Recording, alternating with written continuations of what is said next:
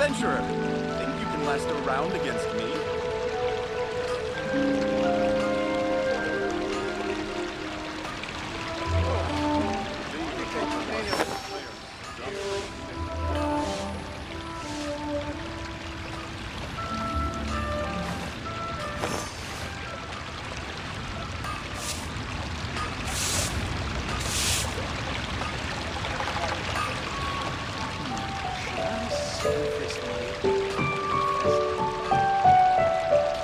In adventuring, as in business, you always have to seize the opportunity while it's there.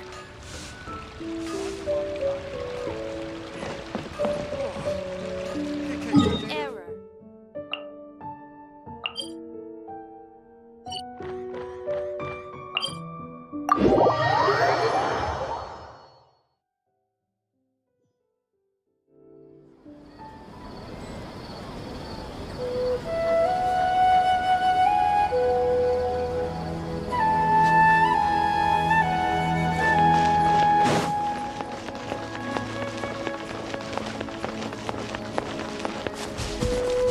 Incoming!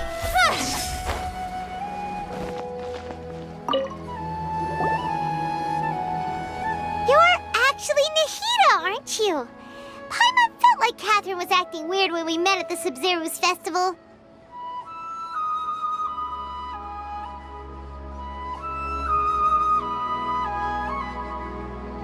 And Dunyarzad, did you save her? It's a really long story. We shouldn't disturb her. Her consciousness is still weakened. Let's chat somewhere else. How about by the Traveler's favorite bench?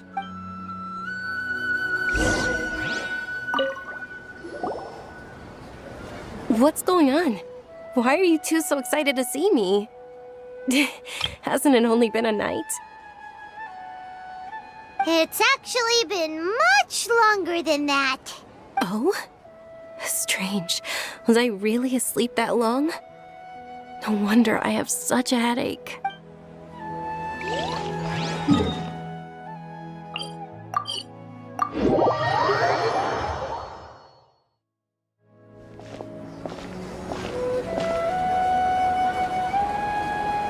Let's talk about Dunyarzad first. It's such a relief that she's all right. After we parted on the last day of the Sumeru's festival, I left the city and saw what the Traveler had described. Among the countless dreams, I found one that was growing fainter and fainter.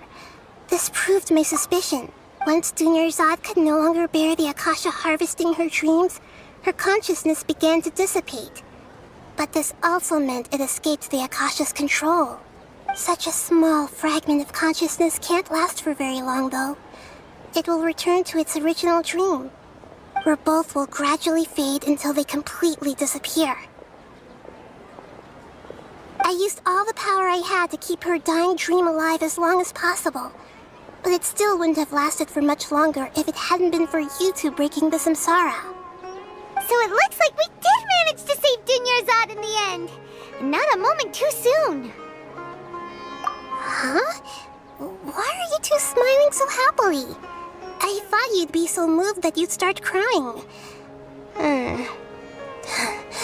I need to spend more time observing human emotions. Both are fine. Everyone reacts differently.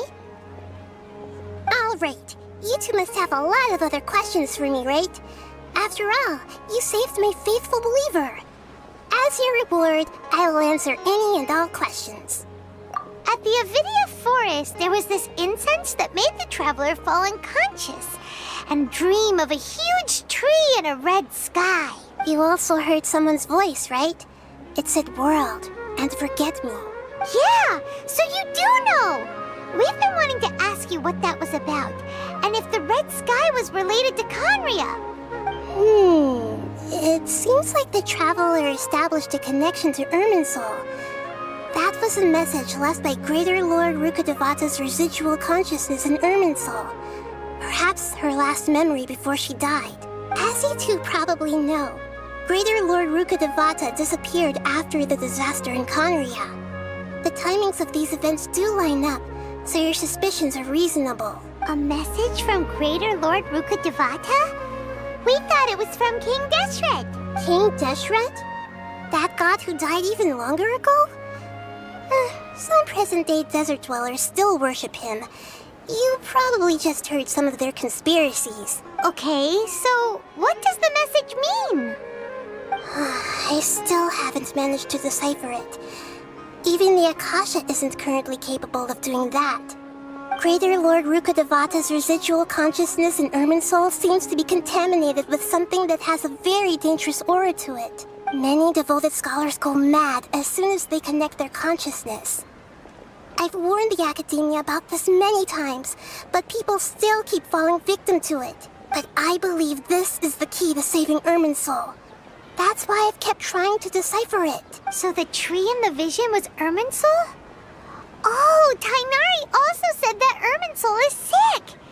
Is it because of the contaminated consciousness? But even if you can't figure out what that vision was all about, it seems like our search for you was all in vain.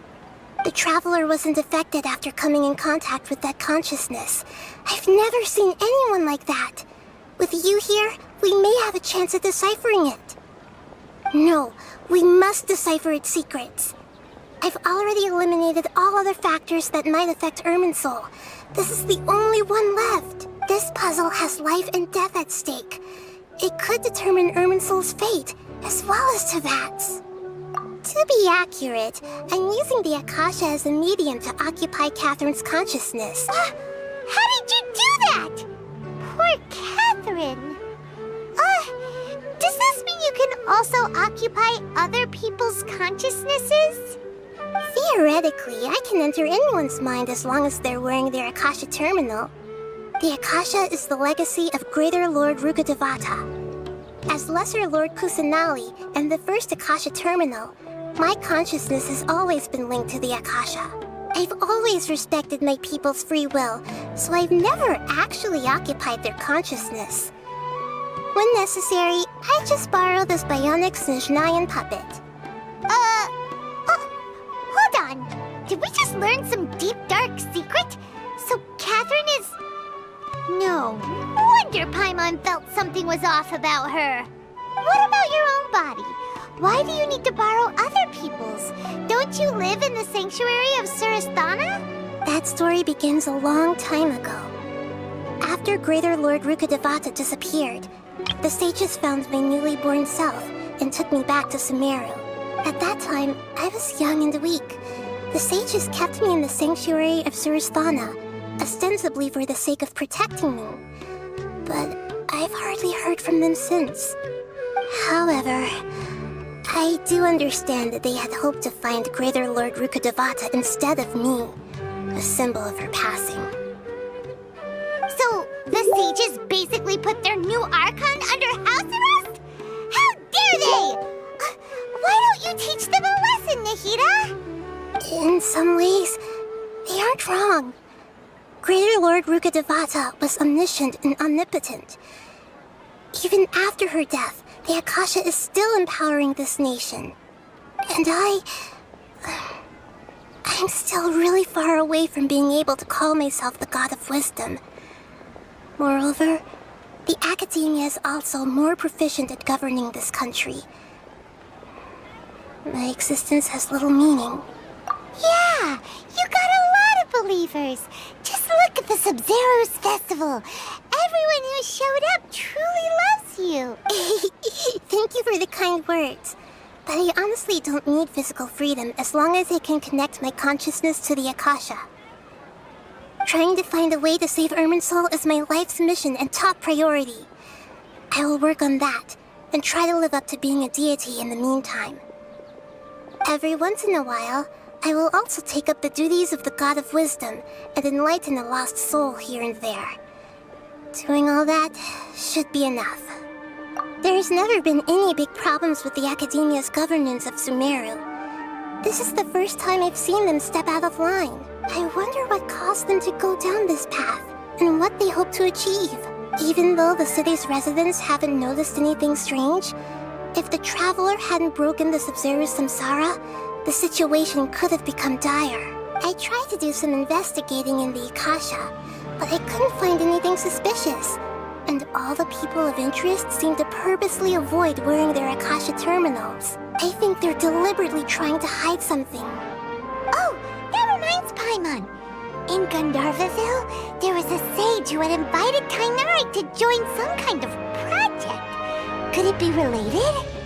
Regardless, I need to first investigate the sage's motives, make things right, and punish them if needed. But I'll have to be discreet, or they'll see me coming.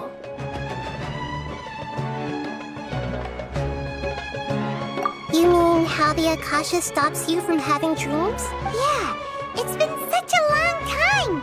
No one's noticed something's up? It's not that no one noticed. It's more like no one cared. Ultimately, it's all rooted in the sage's misdirection. Misdirection? The sage has convinced everyone to believe that being unable to dream is a sign of rationality and wisdom. Not dreaming is a badge of honor in Sumeru. Even if the truth is that their dreams are being reaped by the Akasha. With their propaganda in place, the sages can maximize their use of the Akasha to facilitate their research. Besides, Greater Lord Rukkhadevata must have created the Akasha in the hopes that it could be used to its full potential. That's why I've never come out strongly against this. Anyway, the perspective advocated by the sages drowned out any voices of doubt. By now, even those who never use Akasha terminals find it too shameful and embarrassing to talk about their dreams. Got it! I hope my answers were satisfactory, seekers of knowledge. To be honest, maintaining Dunyarzad's fading dream took a lot of mental energy. I think I may need to rest for a while. Oh, and you don't need to worry too much about the sage's activities for now. The Akasha won't be able to conduct another project on the scale of the Sub-Zero Samsara in the immediate future.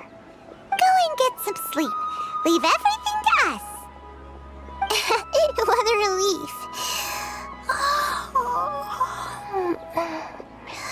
This is truly the most exhausting birthday I've ever had. Traveler? Paimon? Why am I here? Do either of you know? Maybe you were sleepwalking. You know you can't wake up a sleepwalker. We happened to walk by, so we thought we'd wait for you to wake up. I see. Huh. I should visit my maintenance personnel sometime. Oh, I'm fine. I better go. Thank you.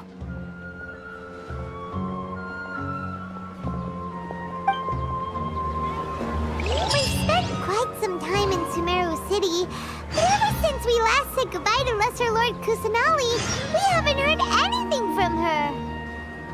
Oh, we can't just keep waiting around like this. Let's go find Catherine and pick up some work so we can at least keep ourselves busy.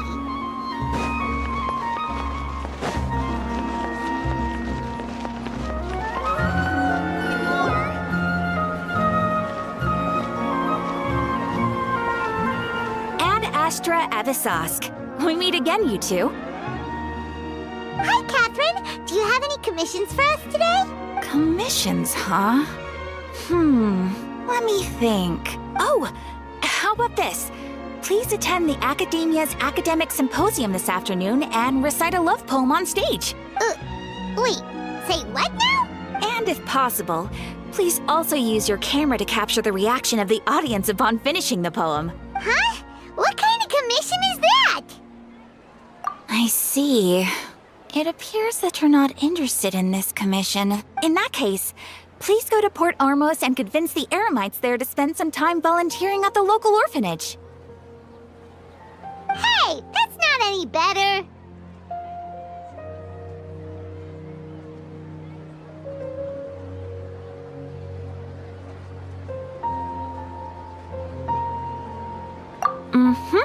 I'm sure the mercenaries will have some interesting reactions as well.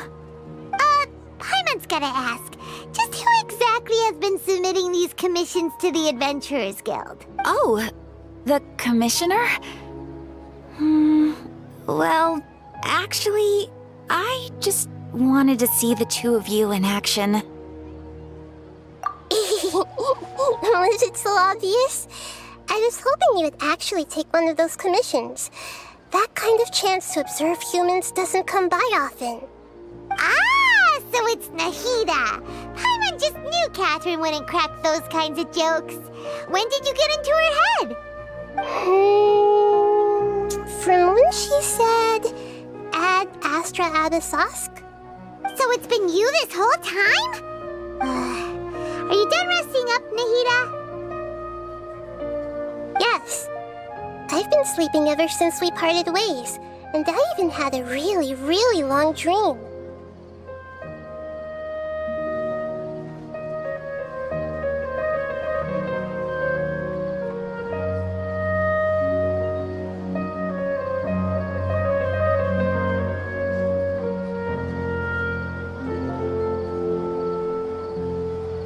It was another dream about the Sumeru's festival, except it was a happy one. In my dream, I was sitting in the middle of a flower terrace, and everyone in Sumeru City was holding hands as they danced in circles around me. They danced round and round, and everyone looked really happy. I also got to sit on a gigantic flower carriage. Ferris, the Knight of Flowers, raised me really, really high above the ground, and I was throwing an endless amount of Yalda candies at the children. You know, Nahida, maybe your dream is how the Sumeru's festival really should be. It's meant to be a joyous time where everyone gets together to celebrate your birthday.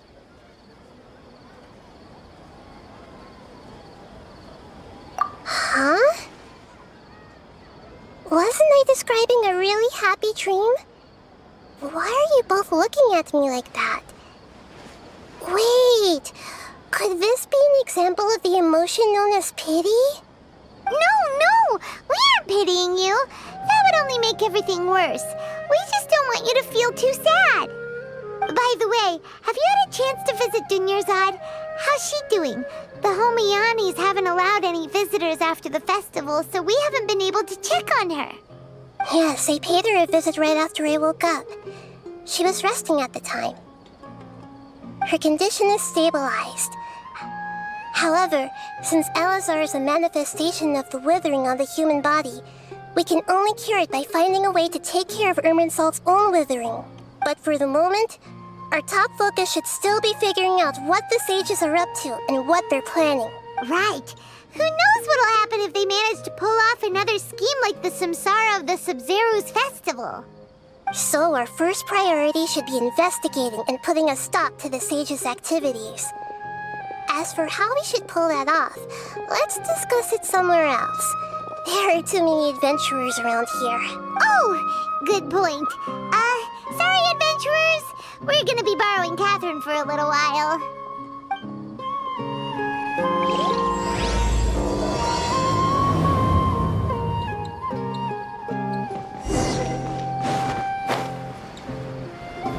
Let's continue our chat here. Okay, so do you have any ideas on how we can investigate the sages, Nahida? Actually, I've already done a little bit of work on that. But for now, I want to hear your thoughts.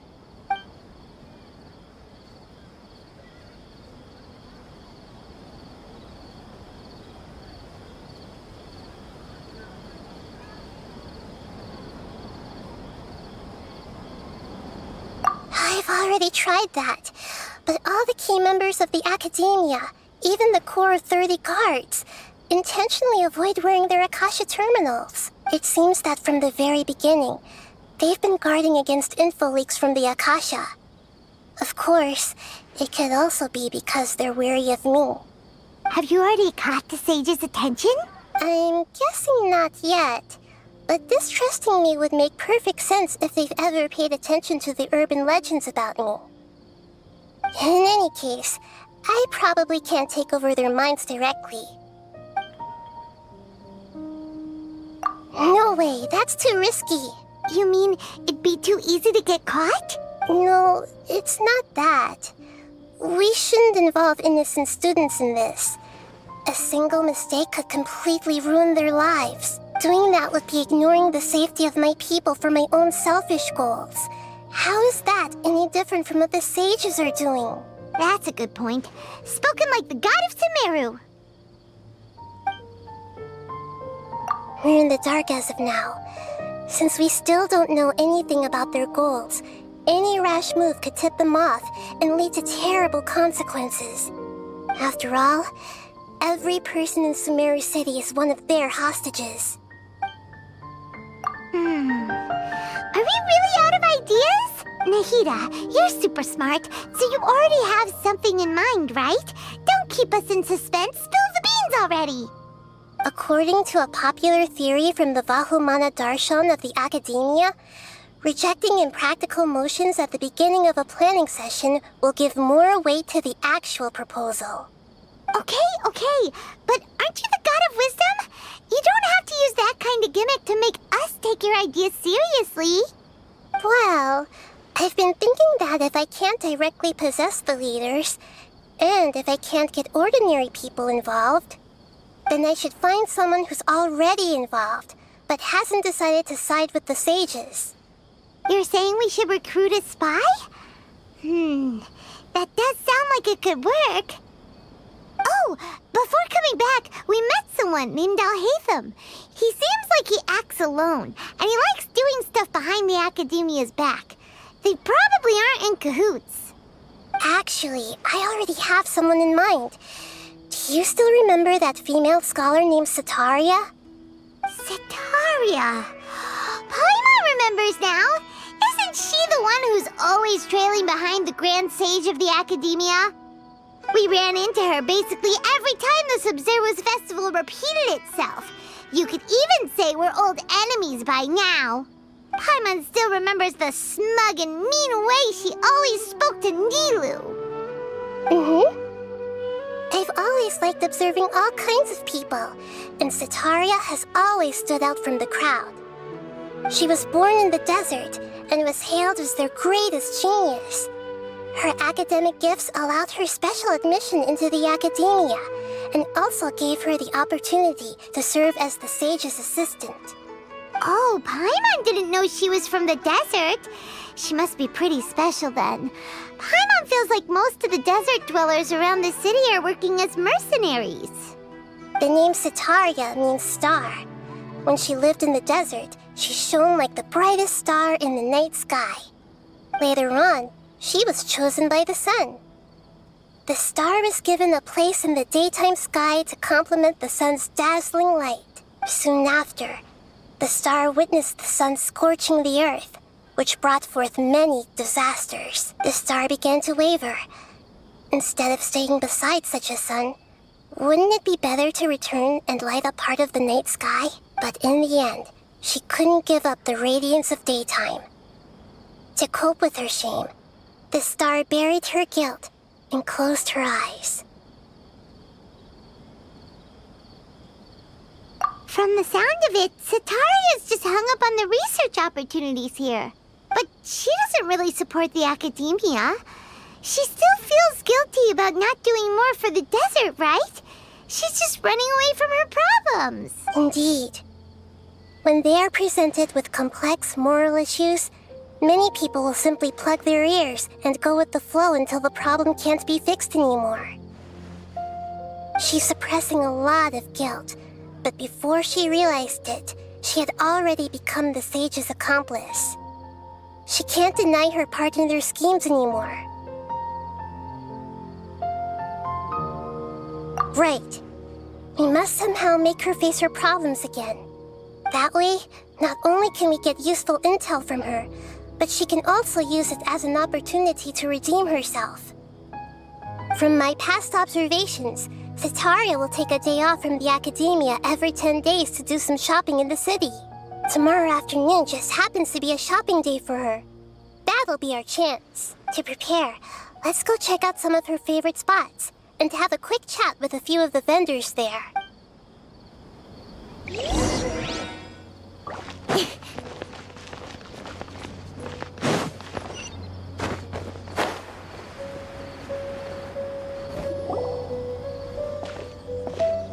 This should be Sataria's favorite fortune-telling spot. So should we ask the fortune teller about Sataria? No, I already have enough information on Sataria. The most important thing now is for you to pay attention to the vendor's talking style and key characteristics. Talking style and key characteristics? My poor lost lambs, have you become troubled over your fates? The divine voice of wisdom often echoes between mine ears. If thou be blessed today by the gods, I may be able to show you the way. Huh? Really? Nahida, you've been whispering things to her? Shh! My friend here has some doubts regarding her future. Can we get a fortune reading for her? Of course, of course. In that case...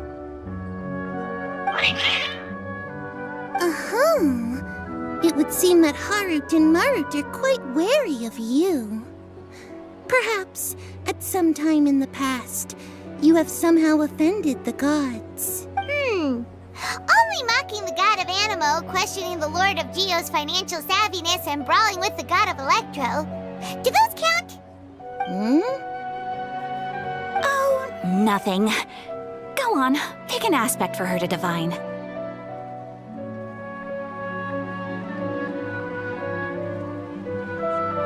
Health prospects. No problem at all.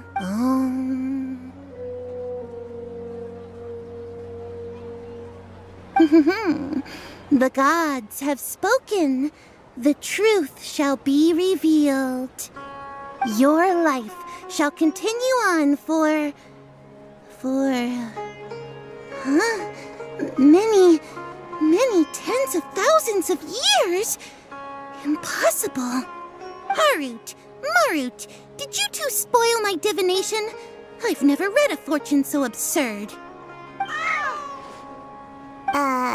Actually, Paimon thinks this is probably the most accurate fortune-telling you've ever done. I admit that the orientation of today's celestial matrix is, suboptimal. As such, there will be no charge. Is that so? Well, that can't be helped. If you were to bring some food offerings for Harut and Marut on your next visit, perhaps they could help you reverse the wheels of fate.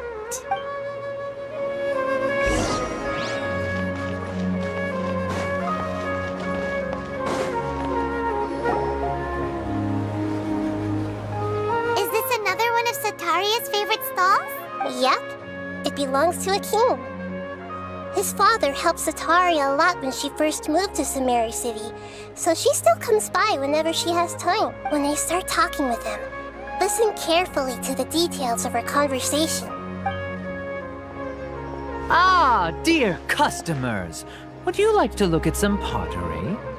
We caught wind of your great craftsmanship, so we specifically came to take a look. Oh, I recognize you. Aren't you Miss Catherine from the Adventurers Guild? Sounds like I'm in for some big business. Speaking of, where did you learn this trade? I suppose you could say it all started with my dad. He's a mason by trade, but I picked up an interest in clay while apprenticing for him. After that, I began making pottery by myself in secret. And I simply changed trades when my works turned out well.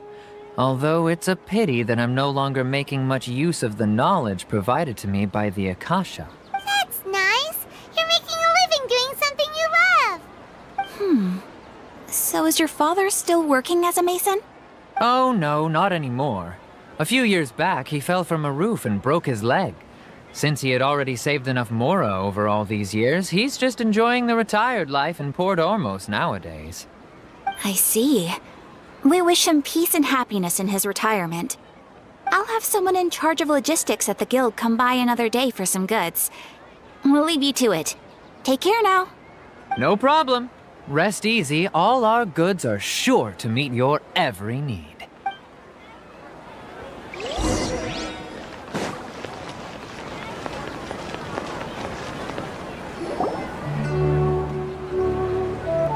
This should be our final stop.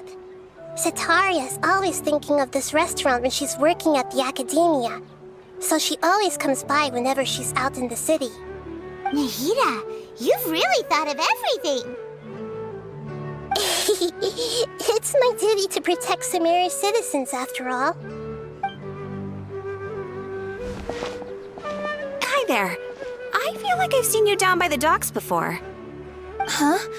Sorry, I don't quite remember. If I recall, you were having a discussion with someone about shipbuilding at the time. Ah, that's right! I've always been really interested in feats of marine engineering. After all, I grew up in Liyue Harbor and spent my entire childhood staring at the ships going in and out of the port.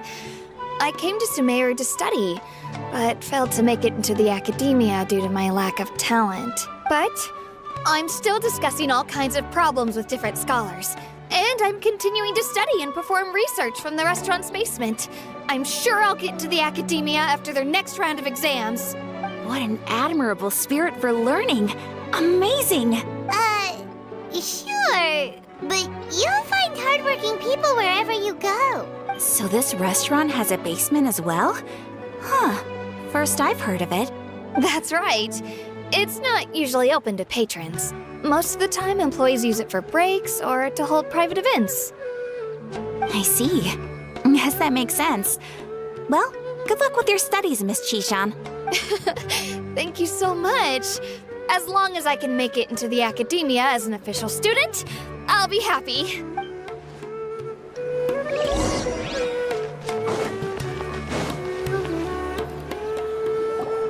So, was that everybody? Mm-hmm. 3 familiar faces should be enough for Sataria. What's the point of all the information we've collected? Nahida, you still haven't told us how you're planning to make Sataria face her problems. Sataria is already used to avoiding her problems, so we must find a way to break through her usual sensibilities.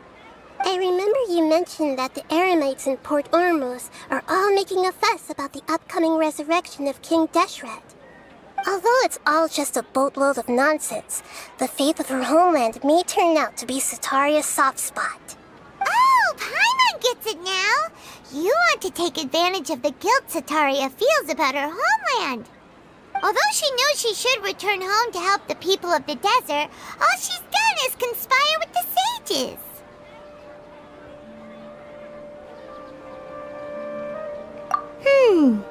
So, how do we set that up? Well, King Deshret is long gone, and Sataria is also too smart to fall for any simple tricks. If we simply engaged her under the guise of King Deshret's believers, she would definitely be weary of us, and we may not get anywhere. But if we were to borrow some of her close acquaintances to talk with her, her reaction would probably be very different. So, you mean you're going to possess those people we just talked to? Yep. Possess them through the Akasha. Imply they've already converted to the faith of King Deshret, and then convey our made-up will of King Deshret. As long as everything goes smoothly, we'll get through to Sataria for sure. She'll never guess that we had anything to do with it. So that's how you're going to use all the info we collected on these people. It's so that you won't slip up and break form. Possessing them will only work if you can manage to pass off as them. Exactly. So, best of luck with impersonating them. Huh? Best of luck? But we don't know how to possess anyone. That's no problem at all. I'll just share all their senses with you once I've possessed them. As long as you're also wearing an Akasha terminal, the effect will basically be as if you've possessed them yourself. Huh. That is pretty convenient. But why does she have to do this? Can't you do it yourself? Although I've been observing humans for a while, I've never been good at imitating them. You're not wrong. It's always been painfully obvious whenever you try to pass as Catherine. If it was at all possible, I would have preferred to leave these people alone. But seeing how things are now, I probably should just accept it and push on. Yeah, don't beat yourself up over it. We're only doing this to help everyone, and we'll only be borrowing them for a little while anyway. Alright, then let's give it a go tomorrow afternoon.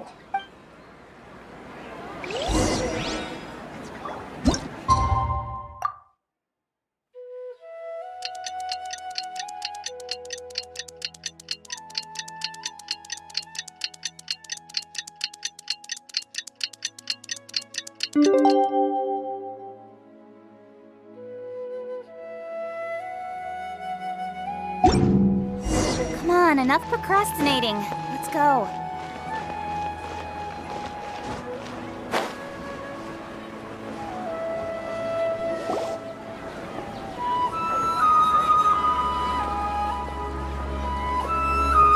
Oh, here she comes. Satari is here. Let's quietly follow her. Once she starts talking to her acquaintances, we'll find a safe spot to begin possessing them. As for how we'll sway her to our side, I'll leave that to you. I trust you'll know what to say. Paimon's starting to feel kinda nervous. Okay, let's go. Looks like they've already started talking. Let's find a hiding spot and get started.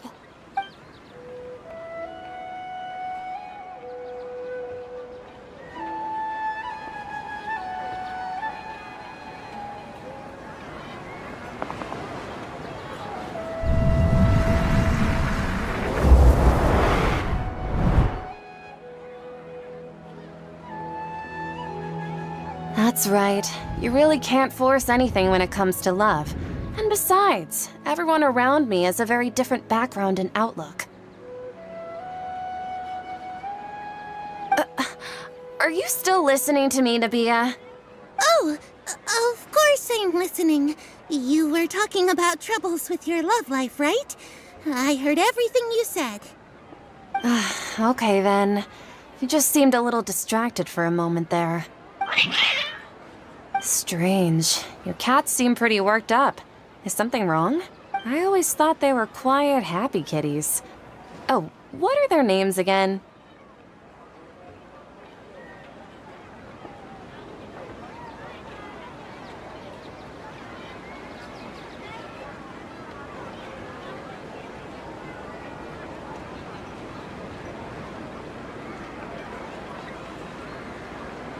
Ah, that's right. They are just little darlings, aren't they? Harut and Marut. So, which fortune do you want me to read for you today? You must have come for another echo of the divine voice of wisdom. I'd like to get another reading on my love prospects, but to be perfectly honest with you, I feel like I've been a real mess recently. A mess? Well, could you do a reading on how long it'll take me to finish my current project at work? I really just want to get it over with. I hear you. No problem at all. The gods will reveal the truth.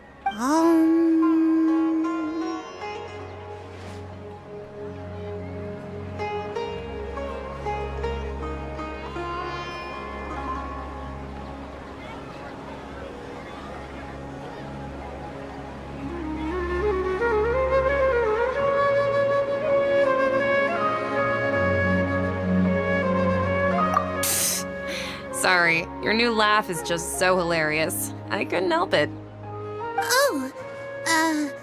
Please pay no mind to those kinds of details. The gods are asking, Sataria, why haven't you gone home?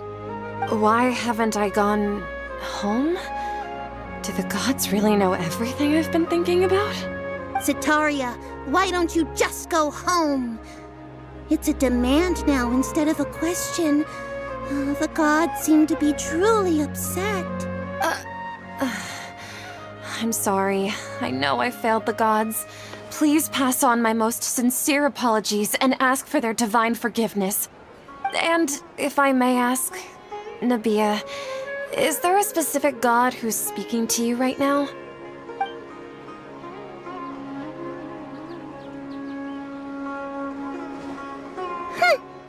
What an inconsiderate and naive question. The god who is speaking to me is, of course, the wisest and mightiest of all. King Deshret. King Deshret? No wonder he would make such a demand of me. Wait a second. King Deshret passed away a long time ago. Even though news of King Deshret's resurrection has been spreading like wildfire, it's all just a misinformation campaign from the academia. How can King Deshret still exist in real life? What insolence! I am King Deshret's most loyal believer. Do you wish to refute his voice of wisdom? Oh, no. As a child of the desert, I am only reveling in his power upon learning that his divine glory has touched even this city. I will think very carefully about his demand of me. I'm sorry, I must go now. Wait!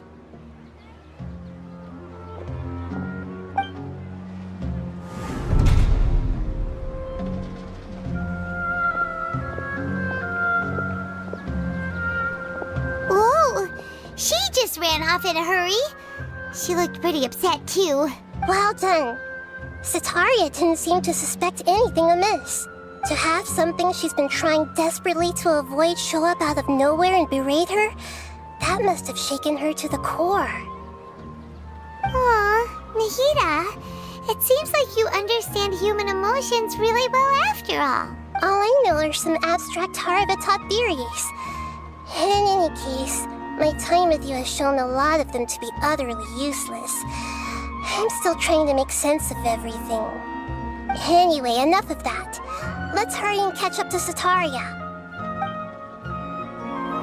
He's out of Keem's now, right on cue. Let's get ready to possess him right away!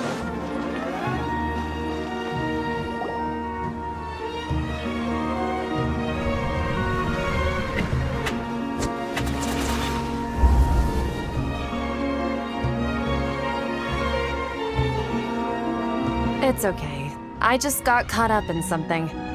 Oh, actually, didn't you ask me to help you look for work? What kind of work were you looking for again? Oh, right. Your old man's craft. How could I forget? Speaking of, how's he doing? Is he feeling any better?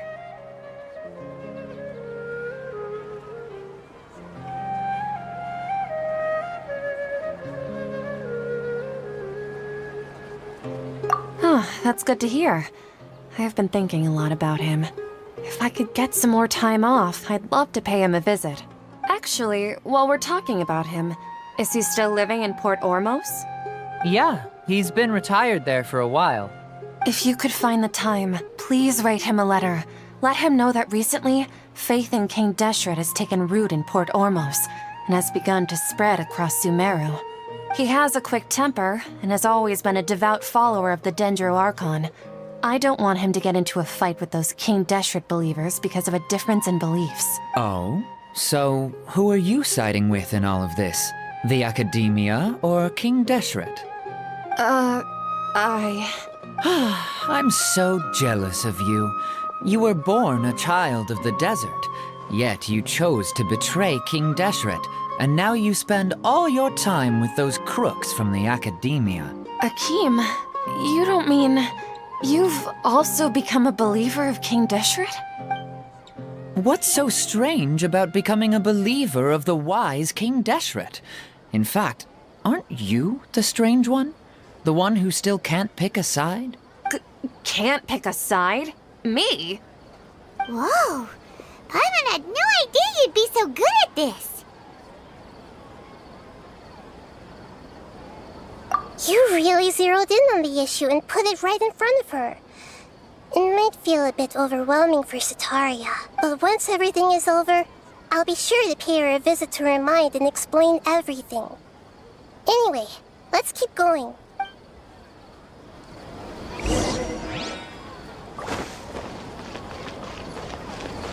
Come on! Sataria's...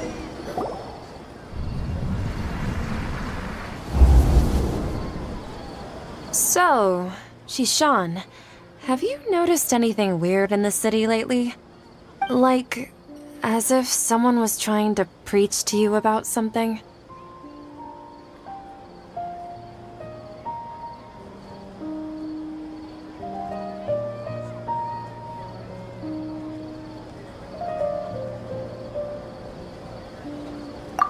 right.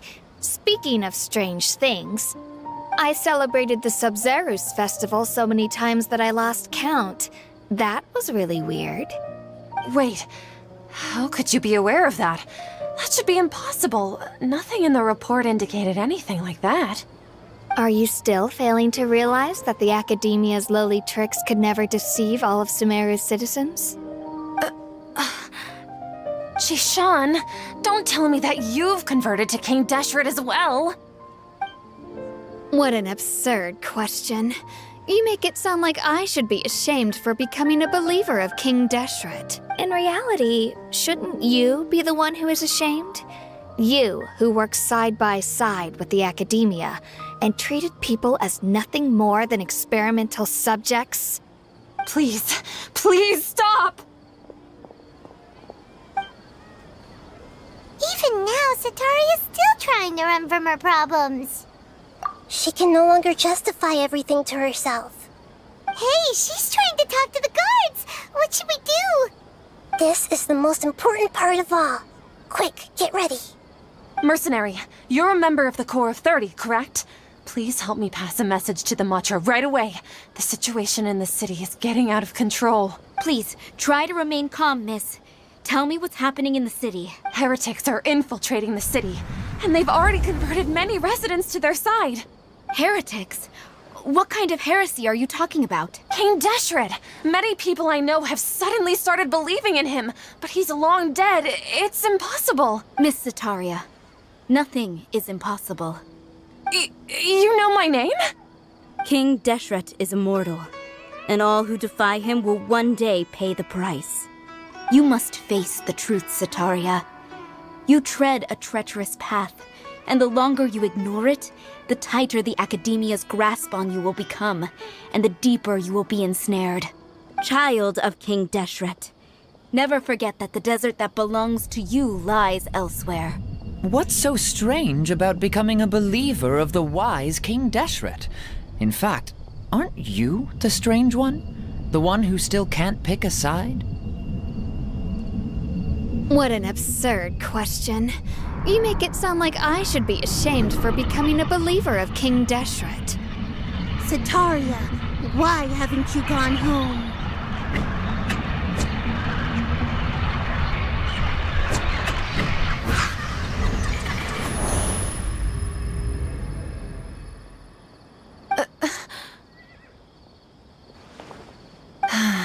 It seems that no matter where I run, I only keep finding more believers of King Deshret.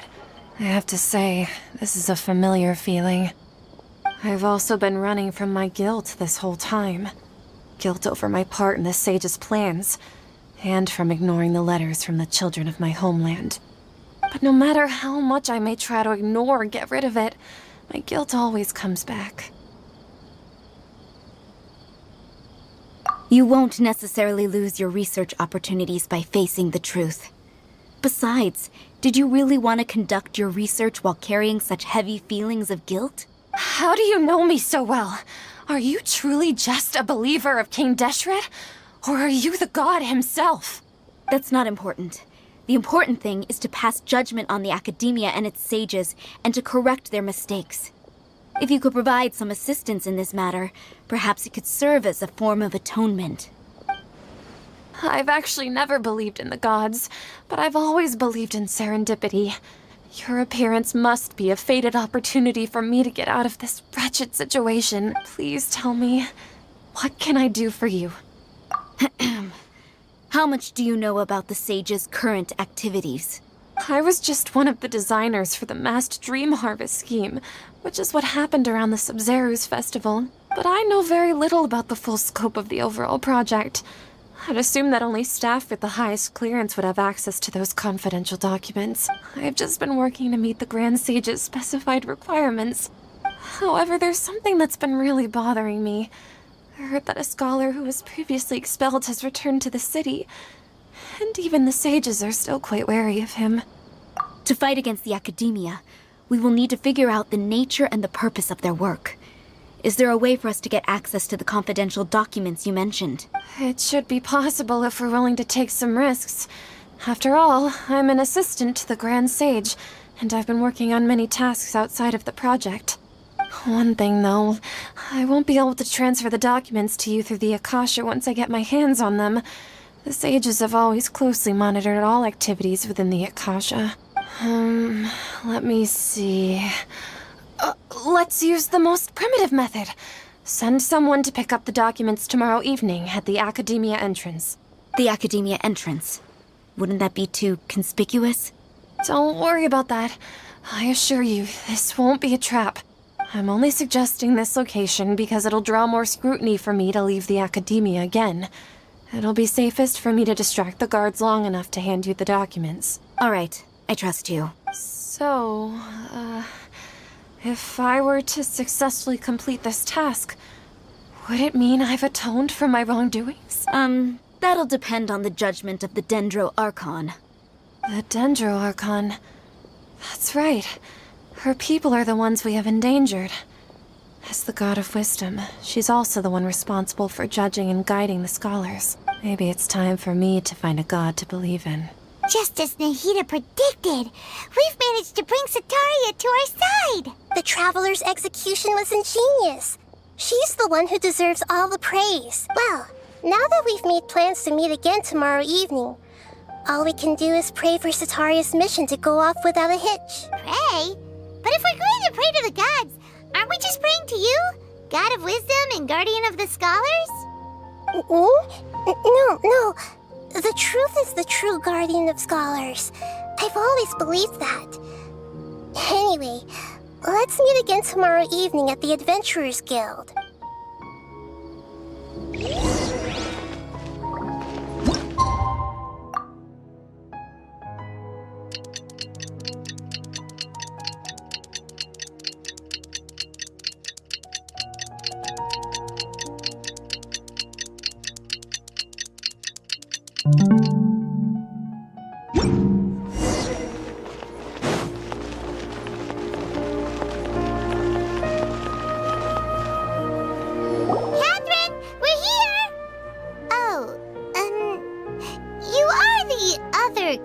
Right? That's right.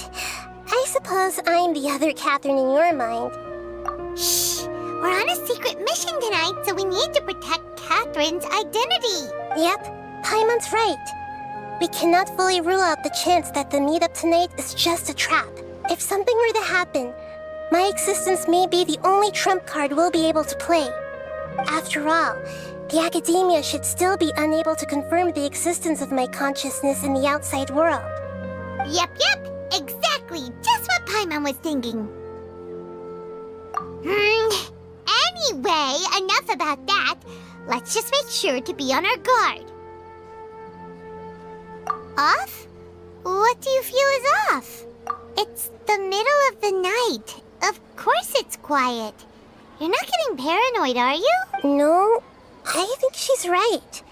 It really is a lot quieter than usual. If you look around, there seems to be fewer people on the streets. I'm not sure if this is the case for the entire city, though. Maybe it's just a coincidence. Maybe Sataria figured out a way to not only distract the guards, but also to get everyone to go to sleep early, just so we can exchange the documents in peace. I also can't quite figure out why things feel a little off. But now that we're here, let's go ahead and meet her as we planned. Well, regardless, as long as you're here with us, Paimon feels a little safer.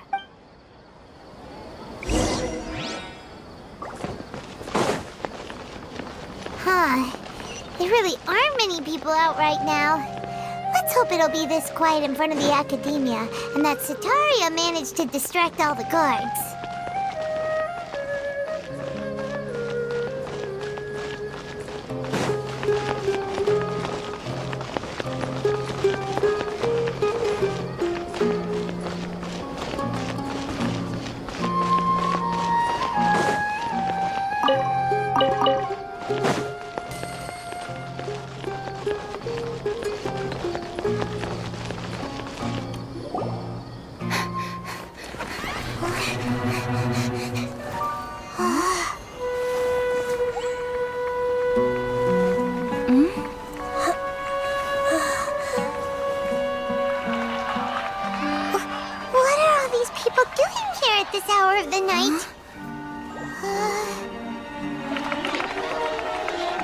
Ah, the triumphant hero returns at last. And to a rather spectacular welcome, even if I do say so myself. You're the outcast, expelled from the academia. Indeed I am.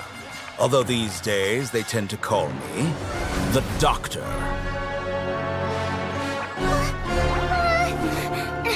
If you're looking for your researcher friend, she has already been taken into confinement. With some basic caution, she could have discovered the listening device on her person. Clearly, she lacks the degree of rigor expected of a true scholar.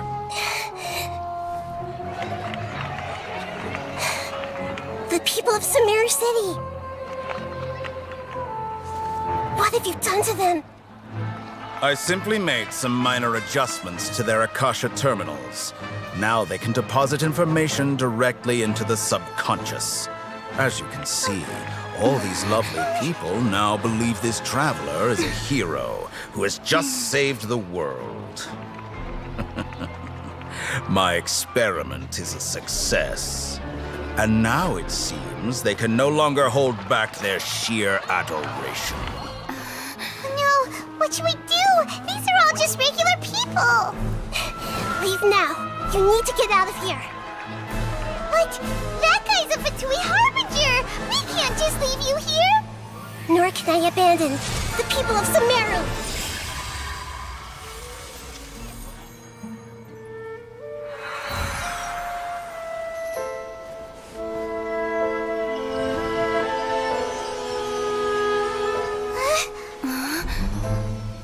Don't worry. We'll meet again outside of the city.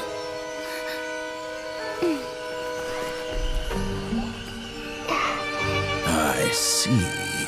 You appear to have overridden their mental faculties with your own consciousness. To possess such a powerful mind, you must be the god of wisdom.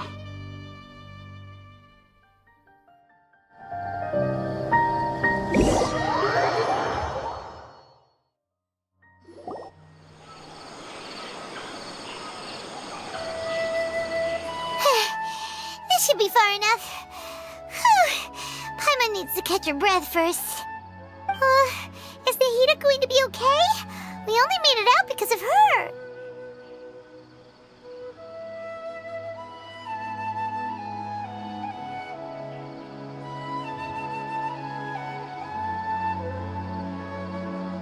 Paimon wasn't counting on running into a new Harbinger here, let alone such a high-ranking one. That guy was number 2. So scary. He called himself the Doctor. Remember, Tainari told us about him. Sataria did say that someone who once got expelled from the academia came back recently, and that even the sages are wary of him. Yep, sounds like she must have been talking about the Doctor.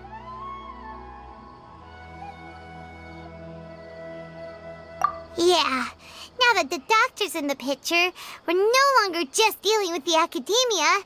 They're in cahoots with the Fatui. But what are the Fatui after this time? Another Gnosis? Yeah, things would be a lot easier with Nahida's help. Nahida said we'll meet again outside of the city. But we can't just keep waiting around, right? You mean... Oh, right! Wasn't he invited by the sages to work on some project when we were staying with him in the Vidia Forest? That has to be the same project. Even though he turned it down at the time, he might still know something. There's no time to lose. Let's go to Gandharvaville.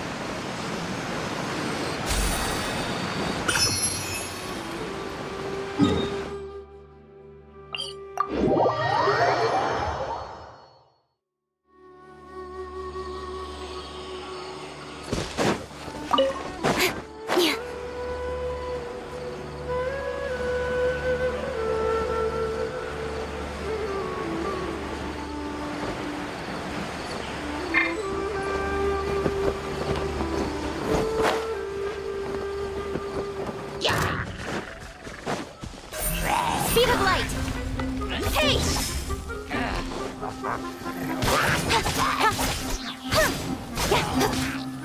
Don't blink!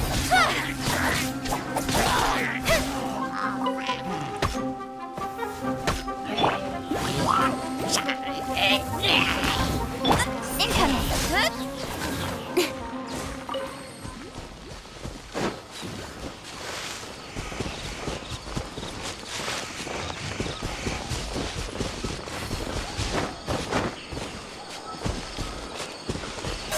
Don't blink! Hey!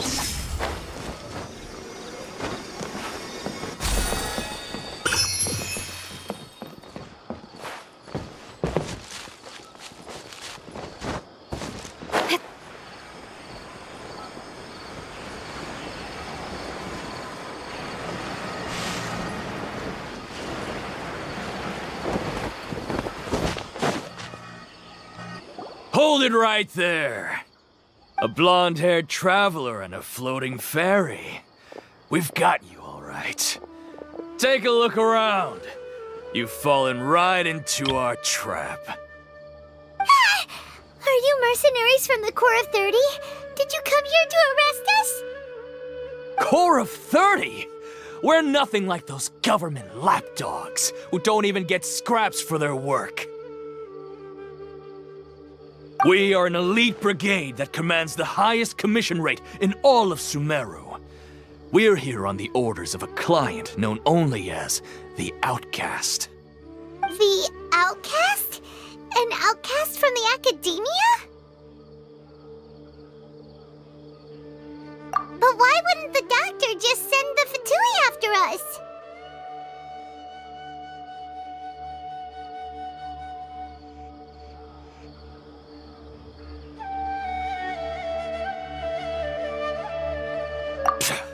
Still wasting time on idle chit-chat.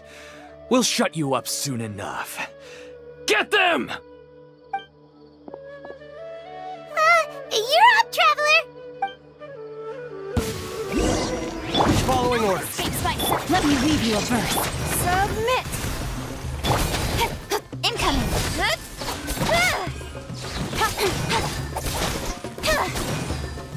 Nowhere to hide. Don't blink!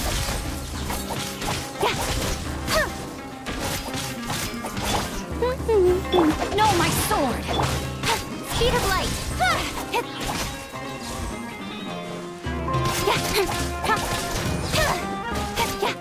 Incoming! Hey! To the chase! Give up. Don't blink!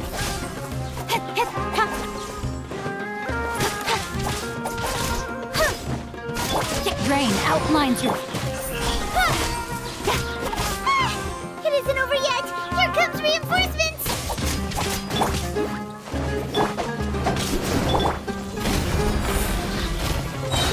Your life is mine.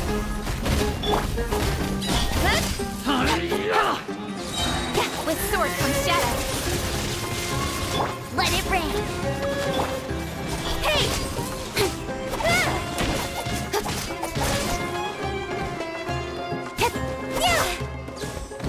Incoming. That was pretty rough. Is that what elite mercenaries are like? Yeah, looks like we'll have to keep our guards up. But this doctor guy seems like a pretty tough opponent. He knew exactly where to set up an ambush. Did he predict that we would try to find Kainari? Going up against smart people is tough. Anyway, let's keep going.